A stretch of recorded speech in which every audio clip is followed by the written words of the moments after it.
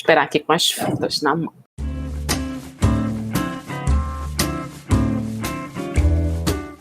Sejam bem-vindos. Essa live de hoje, ela, além da gente ter aí o acompanhamento durante 24 horas, ela vai estar disponível. Eu estou gravando também essa live, então vai ter alguns momentos que eu vou olhar para baixo, vou olhar porque eu estou gravando. E em algum outro momento eu vou disponibilizar esse material, porque é um material que, para mim, ele tem um valor bem significativo, eu acho importante, eu não tenho problema em compartilhar, até conversei ontem com alguns alunos, eu não tenho problema de compartilhar receitas para mim, elas têm que ser compartilhadas, e ideias também. Então, a gente vai ter a live durante 24 horas, e em um outro momento eu vou disponibilizar também essa gravação no YouTube. E a nossa live de hoje, a gente vai fazer uma análise em ingredientes não convencionais na panificação, porque a gente considera alguns ingredientes bem convencionais, farinha, açúcar, sal, manteiga, mas existem outros ingredientes que a gente não são tão usuais, então a gente não considera eles tão convencionais pelo fato de não serem tão utilizados dentro da panificação. E aí eu vou fazer uma análise. Eu queria falar para vocês também que esse tipo de análise eu faço em um dos módulos do meu curso, que é justamente analisar o ingrediente antes de decidir de que forma eu vou fazer aquele pão.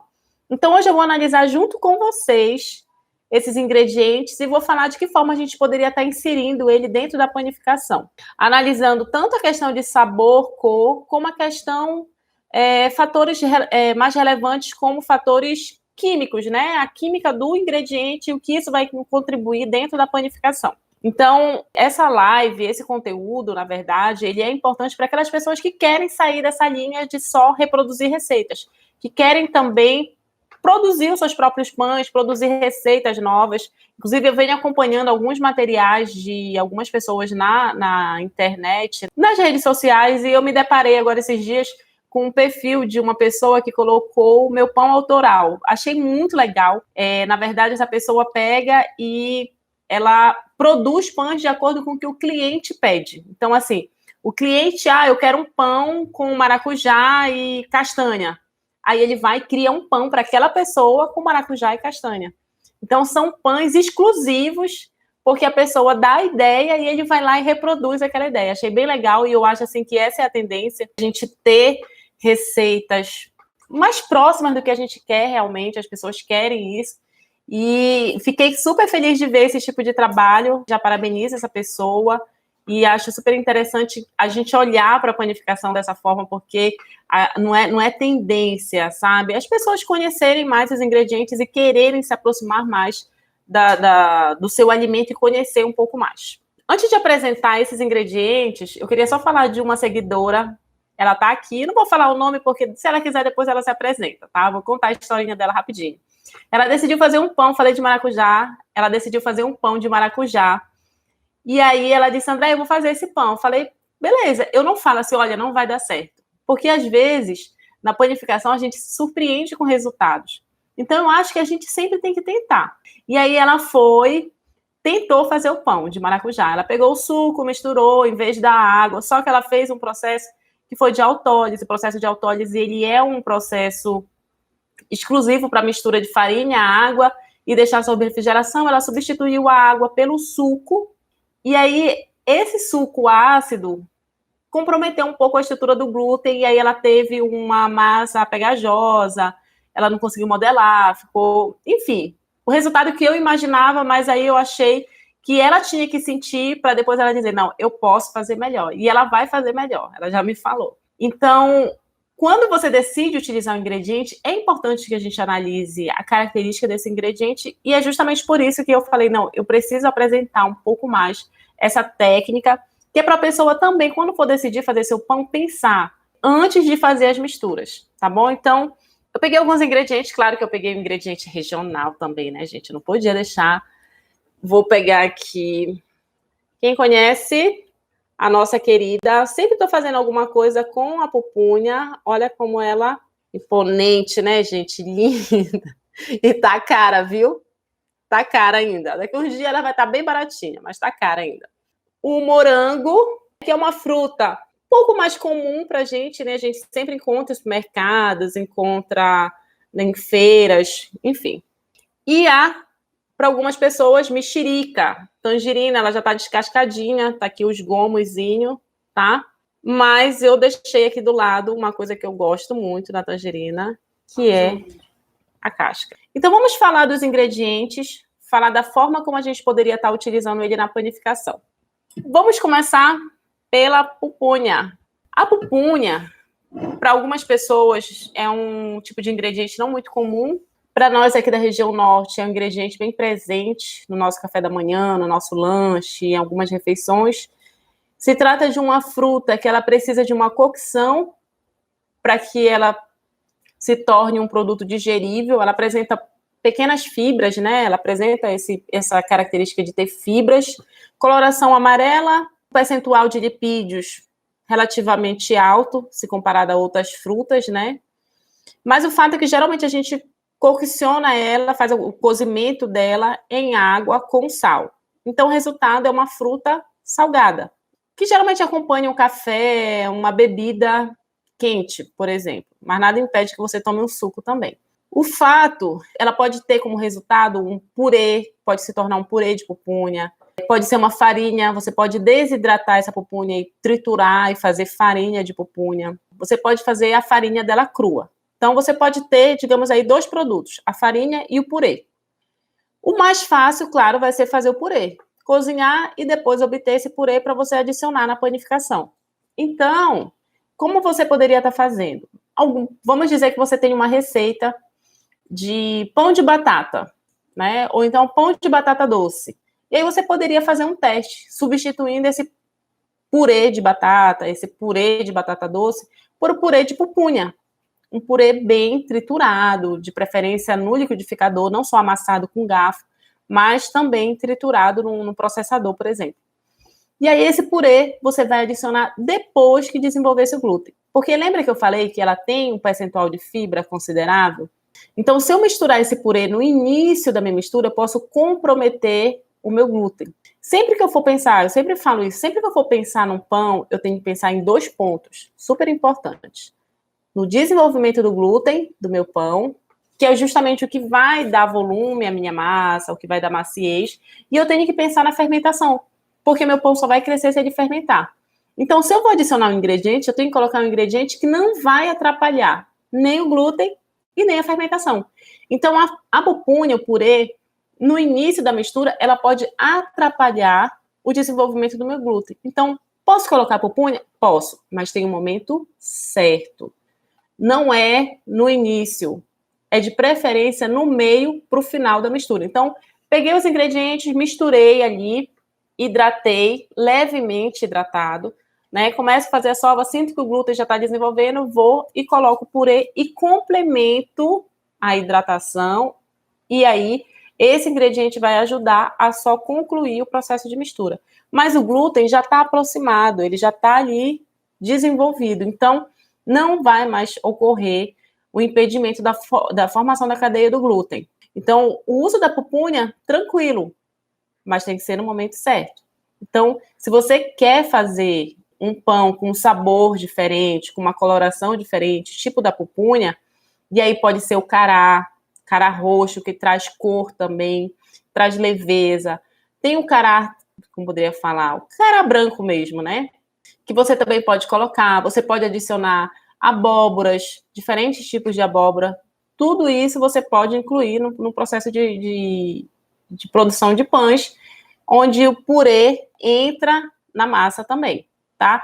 Quando for um produto tipo cará, que não tem fibras, eu não sei se vocês conhecem o cará, ele é tipo uma batata também, e ele tem uma característica muito semelhante da batata, só que ele é mais rico em água, mas tem um percentual bem elevado de amido. Então, quando a gente cozinha, ele fica bem encharcadinho de água. Então, por exemplo, seria um tipo de purê que ficaria mais aguadozinho. Então, tem que ter mais cuidado no momento da hidratação. Mas ele também pode agregar sabor e cor nesse pão. Então, para a produção de pães com pupunha, fazer o cozimento da pupunha, produzir o purê da pupunha e fazer a adição na panificação, como se você fosse fazer uma receita de um pão de batata, por exemplo, que vai ficar ainda mais gostoso, que o pão de batata não tem um sabor tão bom quanto um pão de pupunha, isso aí é incomparável. Já fiz pizza com pupunha, utilizando purê também. E o sabor, gente, já teve pessoas de me falar assim, André, eu não gosto, não sou muito amante de pizzas, mas essa pizza com massa de pupunha ficou muito boa, porque pelo fato da pupunha ter um percentual de amido significativo, ele ajuda na fermentação, ele dá leveza a essa massa. E aí, quem gosta de uma pizza mais leve, a pupunha, ela traz essa leveza, pelo fato de ser rica em amido. Então, é bem interessante alguns tipos de produto eles trazerem essa característica. Inclusive, antes de passar para esse próximo ingrediente, dentro do curso, inclusive, tem uma das receitas que é o grissini utilizando a farinha de pupunha, que foi uma farinha que eu comprei, né, numa loja aqui. E aí, essa farinha eu peguei e adicionei os grissines que eu queria que ficasse um grissini com sabor, né, e cor. E apesar da farinha ela não ter uma granulometria, ou seja, assim, ela tinha partículas diferentes de tamanho, mas ainda assim realçou bastante o sabor do produto final. Mas eu poderia ter adicionado um purê, mas eu queria trabalhar com a pupunha em forma de farinha para mostrar também essa outra forma de trabalhar essa fruta, que nem é tão conhecida. Para nós aqui na região norte, ela é super conhecida. Em outras regiões, as pessoas só conhecem o palmito de pupunha, por exemplo, e não conhece essa fruta que é saborosa, é nutritiva, rica em vitamina A. Vamos passar para o próximo ingrediente, que é um ingrediente que eu acho maravilhoso, que é a tangerina. Mas eu queria ressaltar, que eu já tinha tirado os gominhos, né? Algumas frutas, gente, assim como a tangerina, laranja, limão siciliano, algumas frutas, elas têm um sabor maravilhoso, mas na casca você encontra esse sabor muito mais intenso. Então aqui, colocaria, um dia desse eu fiz um pão de laranja, inclusive está disponível já esse vídeo no canal, um pão de laranja onde eu utilizei o suco e utilizei também a casca. Eu amo a casca de laranja. Eu acho assim que é uma parte assim que você utiliza da fruta e que após o assamento você não perde sabor, você não perde aroma. É incrível como ele fica persistente mesmo após um processo de cocção. E a mesma coisa a tangerina. É claro que a tangerina ela é um pouco mais suave, mas ainda assim você pode utilizar essas cascas dentro da panificação produzindo pães com sabores de tangerina. E aí você pode tirar o suco, claro, para adicionar também na sua receita. Mas essa casca aqui, se você for consumir, claro, ela da forma como tá, e aí essa casca aqui, o que acontece? Para que a gente tire o amargor, tanto dela como da laranja, quanto do limão, nós temos que ferver, tá? Pego um recipiente com água, coloco as cascas, até cobrir. Ferve, levantou fervura, tiro essa água, jogo fora, coloco novamente. Deixo levantar a fervura, levantou fervura, tiro. E aí eu repito esse processo de 3 a 4 vezes. Que aí eu vou tirar, porque o amargor, gente, está nessa parte branca. Não é nessa parte amarelinha. As pessoas acham que é na parte amarela da casca. É na parte branca. E aí essa parte branca, eu já acompanhei alguns vídeos de algumas pessoas. Não, bate toda a fruta, faz o suco e bate tudo. Gente, o pão fica insuportável de comer. Por quê? Porque fica o amargor. E aí esse amargor vai tirar todo e qualquer sabor que você queira da fruta. Ele vai sobressair. Então, você pode utilizar a casca e não tem problema, tá? Você vai pegar, tirar as tirinhas, essas tirinhas e colocar direto na massa. Você pode cristalizar, né, essas cascas, fazendo também um processo de desidratação. Depois coloca no forno só para dar uma leve desidratação. Porque aí tu vai ter... Andréia, mas isso dá muito trabalho. Panificação, gente, não é uma área que não dê... eu quero ter pouco trabalho. Panificação nunca vai ser uma área que vai te dar pouco trabalho. Na verdade, trabalhar com alimentos não é uma área que te dá pouco trabalho. Você pode ganhar dinheiro, né, na panificação, assim como em outra área de alimentos, mas você sempre vai ter muito trabalho. Então, assim, se você quer produtos de qualidade, você vai ter que fazer mais. Você vai ter que fazer diferente. Você vai ter que sair daquela zona e ir para o que as pessoas não estão fazendo. Então, eu quero ter sabor. Eu não preciso comprar uma essência. Eu preciso ir atrás de um produto químico que traga sabor para os meus produtos. Eu posso utilizar o sabor aproveitando de forma integral o meu alimento. Então, eu estou aproveitando de forma integral a laranja, eu estou aproveitando de forma integral o limão, a tangerina, e eu estou trazendo para o meu cliente, por exemplo, mais sabor e mais qualidade. Então, pães que eu queira essa característica, eu quero um pão cítrico, que você utiliza aí 3 tipos de frutas, posso trabalhar, em vez de colocar, porque se eu colocar somente o suco do limão, somente o suco da laranja, por exemplo, pode ser que aquela fruta traga uma acidez para o meu pão que eu não quero. Eu não quero a acidez do limão, eu não quero a acidez da laranja, eu quero o sabor e o aroma. E as cascas dessas frutas vão te trazer esse sabor e aroma.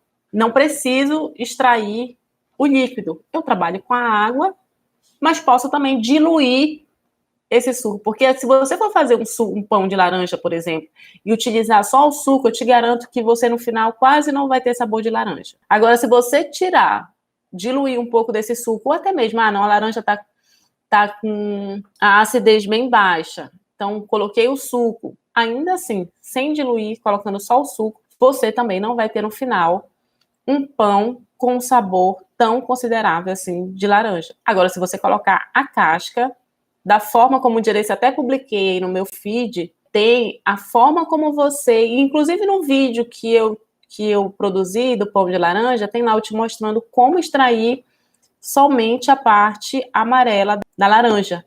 Então, assim, são formas de você olhar também para a produção e ver o que você quer na panificação. Eu sempre fala assim, a pessoa, André, eu quero uma receita nova. Tá, mas você quer o quê? Você quer sabor? Você quer cor? Você quer crocância? Você quer maciez? O que você quer?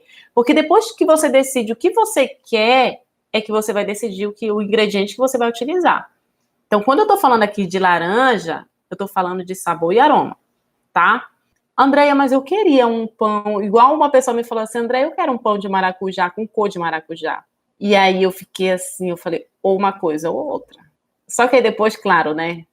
Ela pode ter a cor e pode ter o sabor. E aí eu dei outra ideia que, inclusive, já fui desafiada, vou ter que fazer esse pão com cor de maracujá e sabor de maracujá, sem usar corante, tá? Porque eu não sou muito adepta de corantes artificiais. Faço de tudo para utilizar somente corantes naturais. Então, eu vou ter que fazer esse pão amarelo com sabor de maracujá, tá? Mas o fato é, tratar as cascas de frutas cítricas, inclusive a do maracujá também você pode utilizar. Tratar essas cascas e inserir na panificação vai te trazer sabor e aroma. E você vai ficar apaixonado que não vai mais querer jogar cascas fora. Tá bom? Agora nós vamos falar do morango, que foi uma pergunta de uma seguidora também. Ela queria um pão de morango. E aí, quando ela me falou assim, eu quero um pão de morango, eu fiquei pensando, tá. Porque quando a pessoa me fala de pão, eu fico logo pensando assim, mas a pessoa quer o quê? Ela quer sabor, ela quer cor. Porque quando eu penso em morango, as pessoas, assim, eu não sei vocês, mas eu penso logo em cor rosa, né? Eu penso logo na cor. Né? A pessoa está querendo a cor do morango. E para a gente ter a cor do morango dentro da panificação, a gente tem que ir além, tem que fazer um esforço. O que eu faria, por exemplo? O que eu pensei na hora? Eu falei, olha, dá para fazer. Só que aí entra um segundo ingrediente. Não fica mais só o morango. Eu faria um pão, eu iria trabalhar um pouco a desidratação desse morango, ia retirar essa água, colocar no forno para desidratar um pouco. E aí, depois que eu desidratasse um pouco desses morangos, eu iria fazer uma massa com um pouco de farinha de beterraba. Iria colocar esses morangos desidratados na minha massa. Poderia também fazer uma geleia e colocar essa geleia substituindo o açúcar, substituindo, de repente, um percentual maior de gordura. Faria uma concentração desse morango e iria colocar, mas eu colocaria a farinha de beterraba. Porque a pessoa, de repente, que quer o pão de morango, ela quer cor e sabor.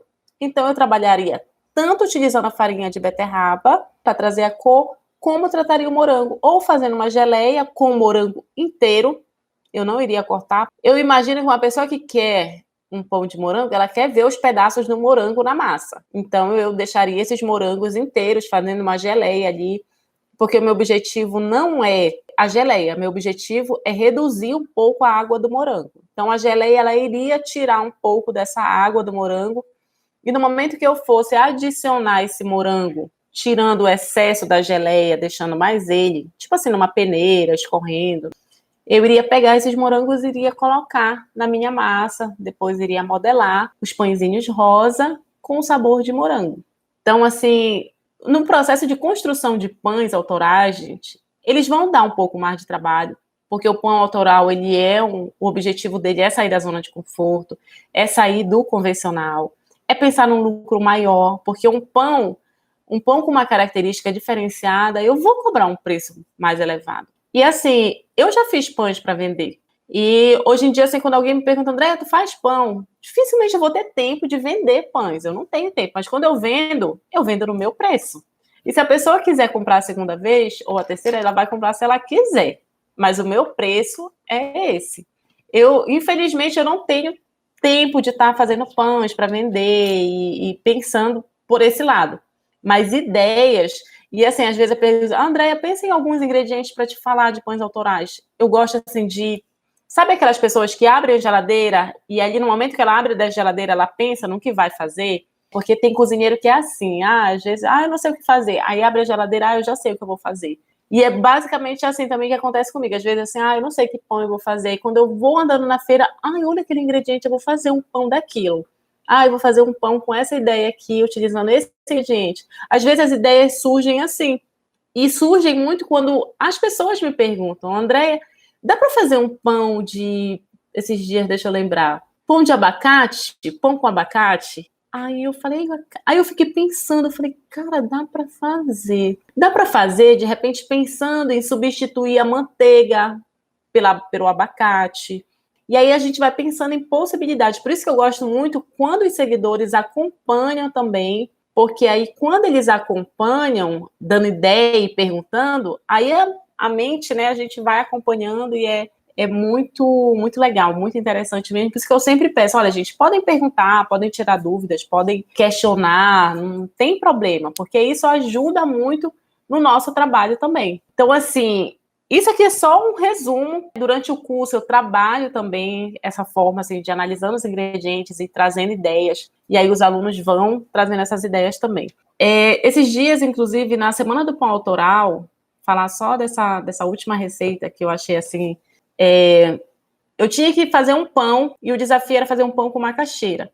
Mas como era a Semana do Pão Autoral e o nome do canal é Panificação na Amazônia, eu não poderia fazer um pão sem um ingrediente regional. E eu falei, poxa, vai macaxeira, mas eu tenho que colocar algo a mais. Aí eu falei assim, poxa, as pessoas vêm me cobrando um pão com jambu.